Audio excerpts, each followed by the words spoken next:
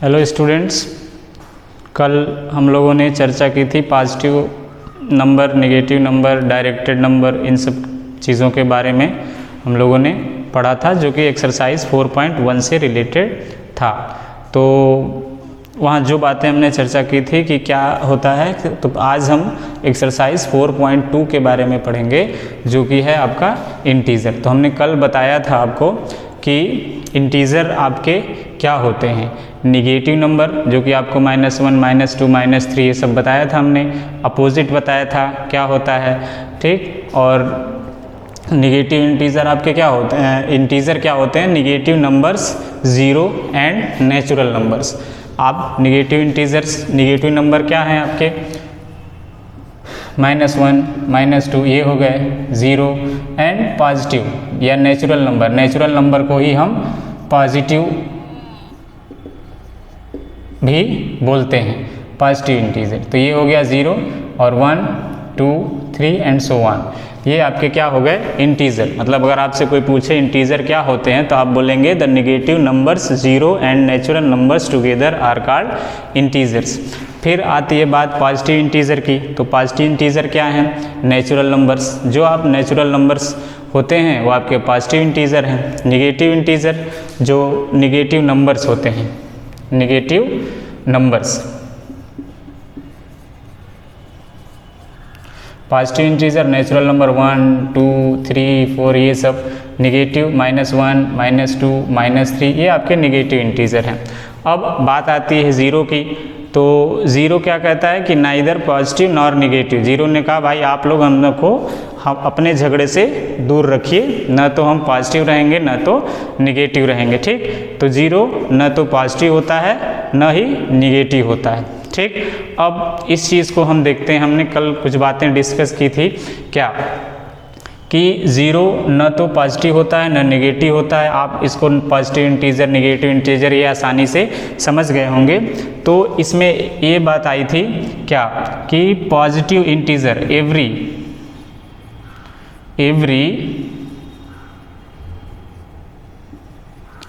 Positive integer is greater than every negative।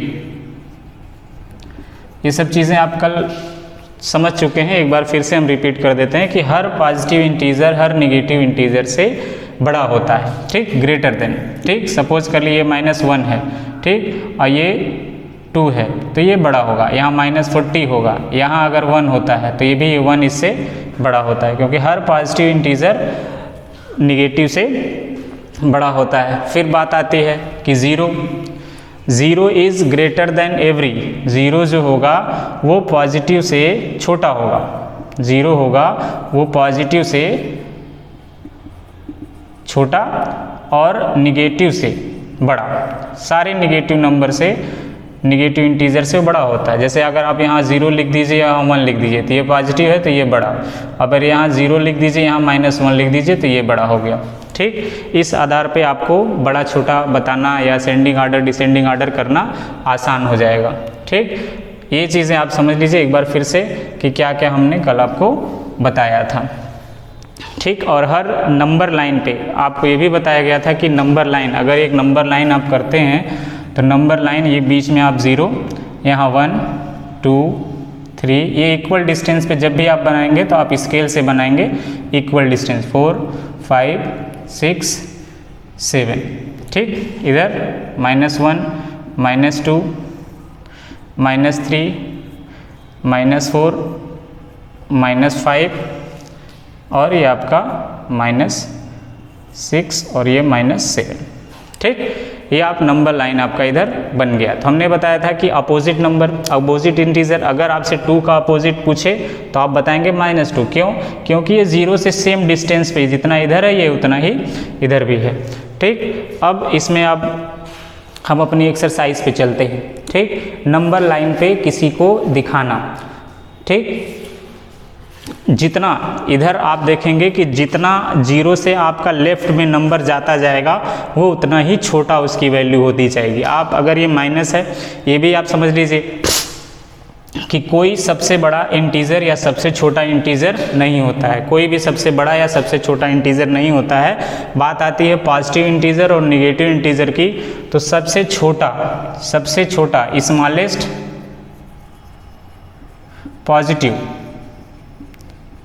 Smallest positive आप बता सकते हैं 1, और ग्रेटेस्ट निगेटिव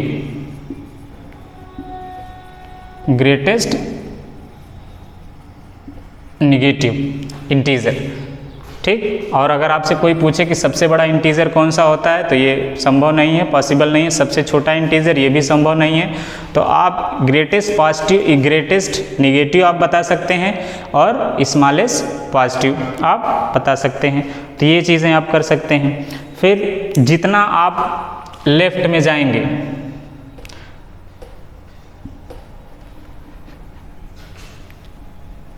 जीरो से जितनी दूरी आपकी लेफ्ट में बढ़ती जाएगी उतने उस इंटीजर की वैल्यू छोटी होती चली जाएगी, और जितना आप राइट में बढ़ते जाएंगे उतना उस इंटीजर की वैल्यू बड़ी होती चली जाएगी, ठीक। तो अब आप यहाँ देखिए, हम बी के क्वेश्चन 1 पे आते हैं। ये हम इरेज करते हैं इसको ताकि आप आसानी से और समझ सकें। ये चीज़ें आप माइंड में रखिएगा, ठीक। तो अब यहाँ है कि represent all the integer between -4 and 2। B का पहला question, represent all integer between -4 and 2। Very simple, आप -4 देखिए यहाँ है, और ये आप 2 तक चले जाइए, यहाँ है। नंबर लाइन आप माइंड में रखिए, आप नंबर लाइन ड्रॉ कर लीजिएगा। अब यहाँ आपको इसके बीच के सारे नंबर जो है दिखाने हैं नंबर लाइन पे, ठीक। तो नंबर लाइन आप लिख लेंगे। अब इधर पीछे आप नहीं बढ़ाएंगे, यहाँ हम क्योंकि इसी के पहले दिखना है, तो आप यहाँ तक ऐसे कर सकते हैं। ये नंबर लाइन यहीं आपकी ख़त्म हो जाएगी। तो आपने -4 और 2 के बीच के सारे रेशनल इंटीजर दिखा दिए, जो कि आप आंसर में लिख भी सकते हैं ऐसे कि -3, ठीक, -2, -1, 0, 1। ये आपके -4 और 2 के बीच के इंटीजर हैं। दूसरा क्वेश्चन है कि draw a number line and answer the following question. एक नंबर लाइन आपको ड्रा करनी है और जो क्वेश्चन दिए हैं उसको आपको आंसर करना है। बी का दूसरा क्वेश्चन हम लोग देखते हैं। एक नंबर लाइन आपने ड्रा कर ली, ठीक।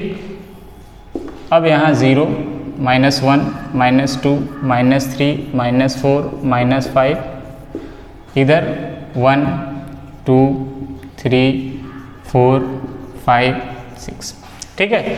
अब इस पे क्वेश्चन क्या कह रहा है, पहला कि which number will be reach if you move 3 number two the left of -5। अब अगर हम -5 से 3 लेफ्ट में जाते हैं, तो लेफ्ट जब जाएंगे तो ये -6, -7 और -8। यहाँ पर 1, 2, 3 कहाँ पहुँचेंगे, -8 पे। दूसरा question, which number will be reach if 6 number two the right of -2। -2 से 6 नंबर राइट, ये -2, यहाँ से 6 नंबर अगर हम राइट जाते हैं 1, 2, 3, 4, 5, 6, 7, 8 कहाँ पहुँचे, 6 पर, ठीक। ऐसे आप नंबर लाइन ड्रा करके इस क्वेश्चन का सारे। तीसरा क्वेश्चन है इसमें, if we are at -4 in which direction should we move to reach 4। अगर हम -4 पे हैं तो हमको 4 पर जाने के लिए किस डायरेक्शन में मूव करना पड़ेगा, राइट या लेफ्ट में। तो आपका जवाब होगा राइट या लेफ्ट। ये आप खुद से आंसर इसका दे सकते हैं। अगर आपको लगता है लेफ्ट में तो लेफ्ट दे सकते हैं, राइट लगता है तो राइट दे सकते हैं, ठीक। आगे है, इफ़ यू आर एट 2, अगर हम 2 पे हैं। चौथा क्वेश्चन, अगर हम 2 पे हैं तो which direction should we move to -5। -5 पर जाने के लिए, यहाँ इधर आने के लिए हमको किस डायरेक्शन में मूव करना पड़ेगा, दे सकते हैं। इसका आंसर। फिर ये कह रहा है कि तीसरे ये क्वेश्चन आप दूसरा आसानी से सॉल्व कर सकते हैं, बहुत ईजी एक्सरसाइज है अगर आप इसको समझ जाएं। तीसरा क्वेश्चन है locate the larger integer in each of the following pair of integer. पहला क्वेश्चन आपको लार्जर इंटीजर, तीसरा है बी का तीसरा, लार्जर इंटीजर बताना है। दो नंबर, दो इंटीजर का पेयर दिया है, आपको इसमें लार्जर इंटीजर बताना है। तो ये बातें आप रखेंगे कि 0 सारे निगेटिव से बड़ा, सारे पॉजिटिव से छोटा, सारे पॉजिटिव सारे निगेटिव से बड़े, और सारे निगेटिव सारे पॉजिटिव से छोटे। तो आप यहाँ आप 1 और 6 है, पहला है 1 और 6, इसमें कौन बड़ा है? 6 बड़ा है। दूसरा है आपका -1 एंड -6, -1 एंड -6। तो हमने बताया था कि जितना उस निगेटिव इंटीजर में जितनी उसकी वैल्यू बड़ी होगी वो उतना ही छोटा होगा, और ये सबसे बड़ा है, इससे बड़ा कोई निगेटिव इंटीजर नहीं है। तो यहाँ पर आपका -1 बड़ा है। ठीक, इस तरह से आप ये क्वेश्चन कर सकते हैं। और 4 भी इसी तरह से है। 4 क्वेश्चन, 5th क्वेश्चन जो आप बिटवीन है, ये भी आप नंबर लाइन पे दिखा सकते हैं। 6 है, अरे उसके बाद 7th है आपका fill in the blanks, 8th है आपका अरे इंक्रीजिंग ऑर्डर, असेंडिंग ऑर्डर। हम असेंडिंग ऑर्डर और डिसेंडिंग ऑर्डर एक क्वेश्चन आपको बता देते हैं, पिछले भी एक्सरसाइज में था, हमने बताया नहीं था, तो आप यहाँ देख लीजिए असेंडिंग ऑर्डर और डिसेंडिंग ऑर्डर। तो असेंडिंग ऑर्डर पहला एक 8 का 1 देख लेते हैं हम, इसको आपको इंक्रीजिंग ऑर्डर में,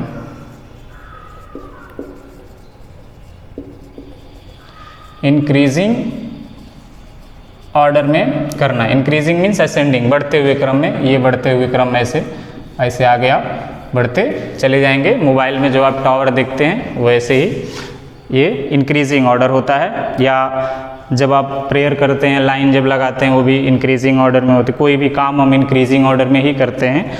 तो इसको आप देखते हैं, पहला क्वेश्चन -4, 6, -3, -11, 14, 9, 0, 3। तो आपको यहाँ पता है कि हमको कि सारे निगेटिव इंटीजर सारे पॉजिटिव से छोटे होते हैं और 0 से भी छोटे होते हैं। और तो यहाँ हमको क्या करना है कि जितना नंबर निगेटिव के साथ, माइनस के साथ जितना नंबर वो बड़ा होगा उतना ही छोटा होगा। तो हम पहले निगेटिव इंटीजर को कवर करेंगे। तो निगेटिव इंटीजर ये -4, -3, -11, तो सबसे छोटा ये, इसको जब हम करेंगे असेंडिंग ऑर्डर में तो ये -11 हो गया। फिर इससे बड़ा इससे बड़ा -4 हो जाएगा। फिर उससे बड़ा -3 हो जाएगा। निगेटिव आपके ख़त्म हो गए। अब निगेटिव से बड़ा जो होता है वो 0 होता है। तो फिर इसके बाद आ जाएगा 0। अब पॉजिटिव पे आते हैं हम, 0 हो गया। 0 से बड़ा पॉजिटिव में क्या है आपका? 3 है, 9 है, 14 है और 6 है। तो उससे बड़ा आपका हो गया 3। फिर उसके बाद 6, आप न हो तो इसको काटते भी जा सकते हैं ताकि आपको कोई दिक्कत ना हो। 6 हो गया, फिर उसके बाद 9 हो गया, फिर उसके बाद ये आपका असेंडिंग ऑर्डर हो गया। अगर इसी को हमको डिसेंडिंग ऑर्डर में करना होता तो इधर से लिखते ये सबसे बड़ा, फिर उससे छोटा, फिर उससे छोटा, फिर उससे छोटा, फिर उससे छोटा, इससे छोटा, उससे छोटा, ये सबसे लास्ट में। तो आप असेंडिंग ऑर्डर और डिसेंडिंग ऑर्डर करते रहेंगे। आप ये सारी एक्सरसाइज करते रहिए जो भी आपको बताया जा रहा है। ठीक, अब एक चीज़ और रह गई है, एब्सोल्यूट वैल्यू। इंक्रीजिंग ऑर्डर और डिक्रीजिंग ऑर्डर आप कर लीजिएगा। एक चीज़ और आपकी रह गई है, एब्सोल्यूट वैल्यू, किसी भी इंटीजर की एब्सोल्यूट वैल्यू।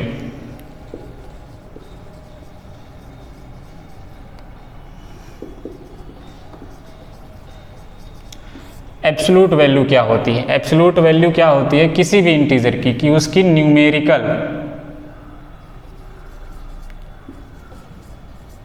न्यूमेरिकल वैल्यू होती है उस इंटीजर की रिगार्डलेस दियर साइन।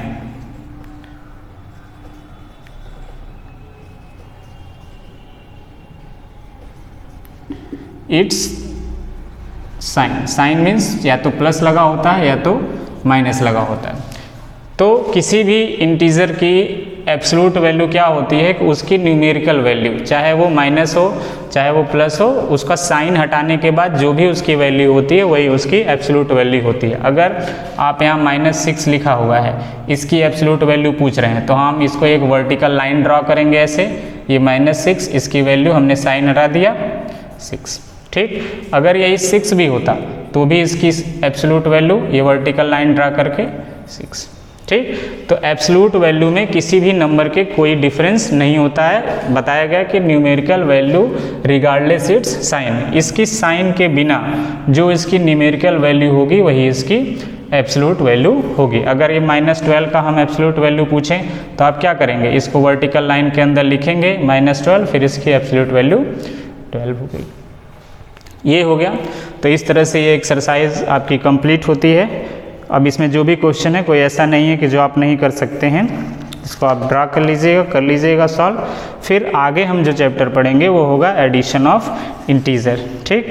तो ये आप अच्छे से सॉल्व करिए, जो क्वेश्चन आपको ना आए वो पूछिए, और होमवर्क आप कंप्लीट करते रहिएगा सारे, ताकि जब भी आपकी कॉपी मंगाई जाए चेक करने के लिए तो वो वर्क कंप्लीट हो, ठीक।